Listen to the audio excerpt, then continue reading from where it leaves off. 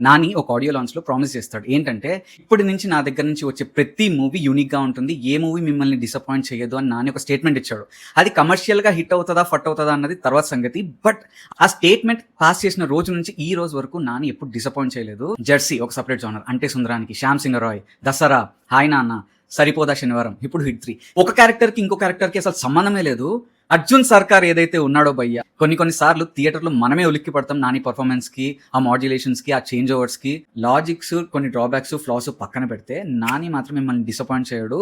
మీరు పెట్టిన ప్రతి రూపీకి we'll make sure that you will go home happily. Lead పేరు మధ్యలో వచ్చే సీక్వెన్స్ గానీ, కెమిస్ట్రీ కూడా బావుంటుంది. ప్రాబ్లమ్ ఏంటంటే సీన్స్‌గా చూస్తే అవి మంచి సీన్స్.